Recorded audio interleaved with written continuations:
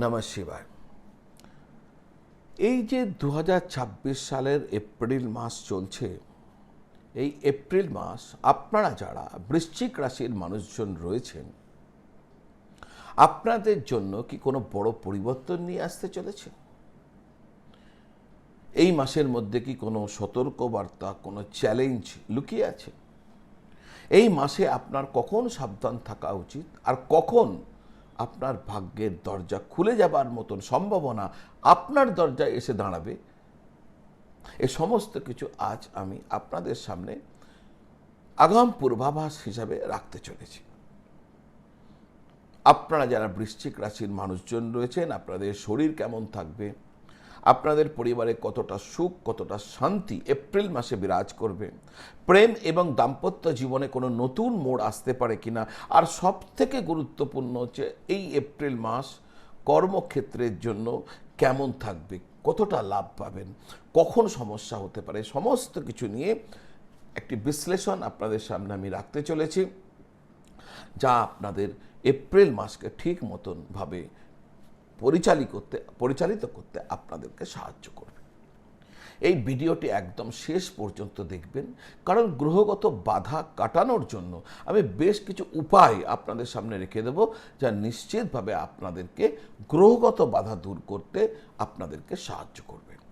আসা যাক মূল আলোচনায়, কিন্তু তার আগে আপনারা যারা আমাকে আপনার জন্মপত্রিকা দেখাতে চাইছেন, বিচার বিশ্লেষণ করাতে চাইছেন, প্রতিকার প্রতিবিধান কী হবে জানতে চাইছেন, বিভিন্ন দোষ নিয়ে চিন্তিত রয়েছেন, আদৌ ওই দোষ আপনার চিন্তার কারণ কিনা, ওই দোষ নিয়ে কি করা উচিত, এই সমস্ত কিছু নিয়ে যদি আপনার কোনো জ্যোতিষ জিজ্ঞাসা থাকে, আমার সাথে যোগাযোগ করতে পারেন। অনলাইন ভিডিও কলের মাধ্যমে, অনলাইন টেলিফোন কলের মাধ্যমে, অর্থাৎ অনলাইন চেম্বারের মাধ্যমে, অথবা আমার যে কোনো চেম্বারে এসে সরাসরি যোগাযোগ করতে পারেন। আপনারা কিভাবে করবেন? এই স্ক্রিনের নিচে যে নাম্বার দেওয়া আছে 9830564500, এই নাম্বারে ফোন করে বা হোয়াটসঅ্যাপ করে যোগাযোগ করলে আমার অফিস থেকে বলে দেবে কিভাবে আপনারা আমার সাথে যোগাযোগ করবেন। যদি প্রয়োজন হয় এই নাম্বারে ফোন করে বা হোয়াটসঅ্যাপ করে যোগাযোগ করে নেবেন। তো শুরু করা যাক। আপনার বৃশ্চিক রাশি 2026 এই যে এপ্রিল মাস কেমন থাকবে। প্রথমেই আপনাদের কর্মক্ষেত্র অর্থাৎ কেরিয়ারের কথা দেখুন। কর্মক্ষেত্রের জন্য এপ্রিল মাসটি দুটি ভাগে বিভক্ত। 14ই এপ্রিল পর্যন্ত সময়টা আপনার জন্য চ্যালেঞ্জিং হতে পারে। ঊর্ধ্বতন কর্তৃপক্ষের সাথে মতভেদ বা কাজের অনিশ্চয়তা বা অস্থিরতা বৃদ্ধি পেতে পারে। তবে 14ই এপ্রিলের পর সূর্য উচ্চস্থ হওয়ার পর সব কিছু আপনার অনুকূলে চলে আসবে। এই সময় পদোন্নতি বা বেতন বৃদ্ধির জোরালো সম্ভাবনা রয়েছে। যারা ব্যবসা করছেন তাদের জন্য এই মাসটা ততটা সহায়ক নয়। 11ই এপ্রিলের আগে বুধের প্রভাবে কিছু ভালো যোগাযোগ হতে পারে, কিন্তু বৃহস্পতি ও শুক্রের অবস্থান অনুকূল না হওয়ার জন্য এই মাসে কোনো বড় রিস্ক বা ঝুঁকি নেবেন না। আসা যাক আর্থিক অবস্থা। আর্থিক দিক থেকেও এপ্রিল মাসটা আপনার জন্য শুভ হতে চলেছে। লাভপতি বুধের প্রভাবে মাসের শুরু থেকেই টাকা আপনার আসতে থাকবে। যারা ঋণ নেবার জন্য চেষ্টা করছেন তাদের চেষ্টা সফল হবে। সঞ্চয় দ্বিতীয়ভাবে শনির দৃষ্টি থাকলেও ধনের কারক বৃহস্পতির শুভ প্রবাহে থাকায় আপনি সঞ্চয় করতে সক্ষম হবেন। আপনার আয়ের সাথে সামঞ্জস্য রেখে একটি সম্মানজনক সঞ্চয় এই মাসে আপনি করতে পারবেন। স্বাস্থ্য, আপনার রাশিপতি মঙ্গল 2nd এপ্রিলের পর শনির সাথে যুক্ত হয়। চোট, আঘাত বা শারীরিক কষ্টের যোগ রয়েছে, সাবধানে চলাফেরা করবেন।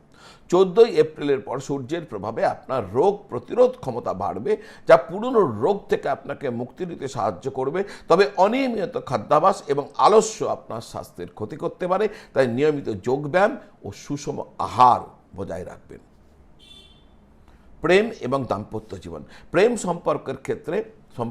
সম্পর্কটি উত্থান পতন অর্থাৎ আপস অ্যান্ড ডাউনসের মধ্যে দিয়ে যাবে। পঞ্চমভাবে শনির অবস্থানের কারণে প্রিয়জনের সাথে দূরত্ব বা ভুল বোঝাবুঝি হতে পারে। 19শে এপ্রিলের পর শুক্রের অবস্থান পরিবর্তন হলে সম্পর্কের জটিলতা কমতে থাকবে। যারা বিয়ে করে ফেলেছেন, বিবাহিত জীবনে 19শে এপ্রিল পর্যন্ত শুক্রের অবস্থান কিছুটা দুর্বল, আর মাসের শেষে গিয়েই সেটা ঠিক হবে, পরিস্থিতির উন্নতি হবে। 2nd এপ্রিলের পর মঙ্গলের প্রতিকূল দৃষ্টি সরে যাওয়ায় দাম্পত্য কলহ কমবে, আপনারা একে অপরের কাছাকাছি আসার মতন পরিস্থিতি তৈরি করে ফেলবেন। পারিবারিক পরিস্থিতি এবং গৃহসুখ, পারিবারিক জীবনে এই মাস গড়পড়তার চেয়ে ভালো থাকবে। বৃহস্পতির শুভ দৃষ্টির কারণে পরিবারে কোনো শুভ বা মাঙ্গলিক অনুষ্ঠান হওয়ার সম্ভাবনা রয়েছে। তবে কথা বলার সময় আপনাকে যারা এই রাশির লোকজন রয়েছে, বৃশ্চিক রাশির, কথাবার্তা বলার সময় একটু খেয়াল রাখবেন যেন কথাবার্তা কর্কশ না হয়ে যায়। গৃহস্থালির বিষয়ে রাহুকেতুর প্রভাব থাকলেও বুধ ও বৃহস্পতির আশীর্বাদে আপনি আপনার ঘরের পুরনো সমস্যাগুলো সমাধান করতে পারবেন। নতুন কিছু কেনার জন্য মাসের দ্বিতীয় ভাগ শুভ হতে চলেছে। বৃশ্চিক রাশির জাতক জাতিকাদের এই মাসের গ্রহগত বাধা কাটাতে কি করবেন, আমি বলেছিলাম উপায়ের কথা বলবো। সেই উপায়, প্রথমে মঙ্গলের প্রতিকার করুন, কারণ আপনার রাশিপতি মঙ্গল।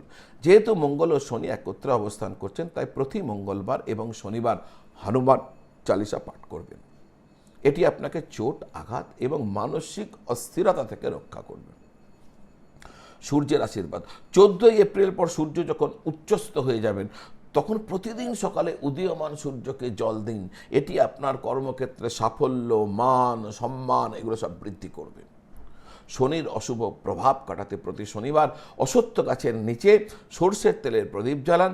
দরিদ্র বৃদ্ধ ব্যক্তিকে ছাতা, কালো বস্ত্র, কম্বল, তিল দান করবেন। সুখ ও সমৃদ্ধির জন্য প্রতিদিন অন্তত 10 থেকে 15 মিনিট ওম নমঃ শিবায় এই মন্ত্র জপ করবেন। তো দর্শক বন্ধু, আজ এই পর্যন্ত। কমেন্ট বক্সে হর হর মহাদেব লেখার একটা অনুরোধ রাখছি। কেন রাখছি? আপনি যেই হর হর মহাদেব লিখবেন, আমি প্রত্যুত্তরে লিখব জয় শিব শঙ্কর। আপনি এবং আমি দুজনে মিলে ভগবান শিবের নাম করব। দর্শক বন্ধু, আপনারা দূরে রয়েছেন, ভিডিও দেখেন, আমি এখান থেকে এই কাজ করি, কিন্তু আপনার আমার মধ্যে কোনো না কোনো একটা সূত্র আছে বলেই আমি এই কাজ করছি, আর আপনি আমাকে দেখছেন বা আমার কথা শুনছেন, আর এত অবধি শুনেছেন। তো এত অবধি যখন শুনেছেন, একসঙ্গে আমরা ভগবান শিবের নাম করি। আপনি লিখুন হর হর মহাদেব, আমি লিখব জয় শিব শঙ্কর। আপনারা সকলে ভালো থাকুন আর সকলকে ভালো রাখুন। নমঃ শিবায়।